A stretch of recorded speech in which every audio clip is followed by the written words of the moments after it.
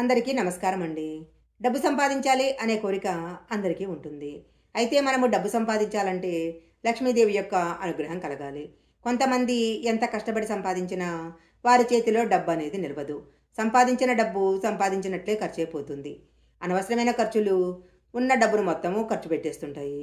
ఇలా ఆర్థిక సమస్యలతో బాధపడేవారు శుక్రవారం రోజు ఒక చిన్న పరిహారం గనక చేసుకున్నట్లయితే తప్పకుండా ఈ ఆర్థిక సమస్యల నుంచి బయటపడవచ్చు. ఆర్థిక సమస్యల నుంచి బయటపడాలంటే మనము ఏ పరిహారం చేయాలో ఇప్పుడు మనం ఈ వీడియోలో తెలుసుకుందాము. ఒక చిన్న రిక్వెస్ట్ అండి.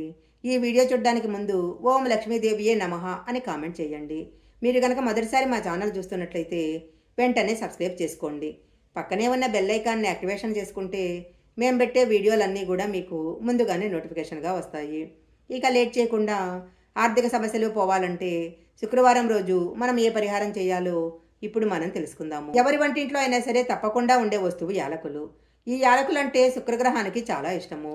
శుక్రగ్రహానికి ఇష్టమైన యాలకులతో గనక పరిహారాలు చేసినట్లయితే లక్ష్మీదేవి యొక్క అనుగ్రహము తప్పకుండా కలుగుతుంది. ఈ పరిహారం పేరు త్రికోణ యాలకుల దీప పరిహారము. ఈ పరిహారాన్ని ఎప్పుడైనా చేయొచ్చు. శుక్రవారం రోజు గనక చేసినట్లయితే చాలా మంచిది. ఈ ఒక్క పరిహారం చేయటం వల్ల ఆర్థికపరమైన సమస్యలన్నీ తొలగిపోయి కుటుంబ సభ్యులందరూ కూడా చాలా సంతోషంగా ఉంటారు. ఈ త్రికోణ యాలకుల దీప పరిహారము ఎలా చేయాలో ఇప్పుడు మనం తెలుసుకుందాము. ఈ పరిహారం చేయటానికి 108 యాలకులను ఉపయోగించాలి. యాలకులే ఈ పరిహారానికి ఎందుకు ఉపయోగించాలనే సందేహము చాలా మందికి కలుగుతుంది. శుక్రగ్రహానికి యాలకులంటే చాలా ఇష్టము.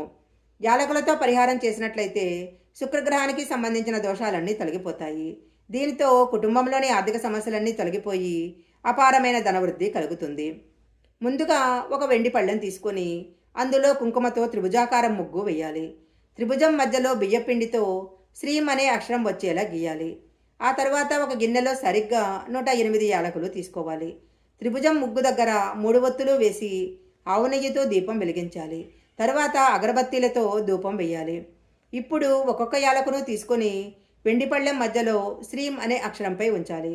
ఆ సమయంలో ఓం దైన్య భేదన్య స్వాహ అనే మంత్రాన్ని జపించాలి. మంత్రం చెప్తూ 108 యాలకులను శ్రీం అనే అక్షరంపై ఉంచి 108 సార్లు మంత్రం జపించాలి. ఆ తర్వాత కర్పూర హారతి ఇవ్వాలి. ఇప్పుడు 108 యాలకులను ఒక ఎర్రటి వస్త్రంలో మూటగట్టి బీరువాలో పెట్టాలి. మరుసటి రోజు మళ్ళీ ఇదే విధంగా పూజ చేసి మూటగట్టి బీరువాలో పెట్టాలి. ఇలా 21 రోజుల పాటు చేయాలి.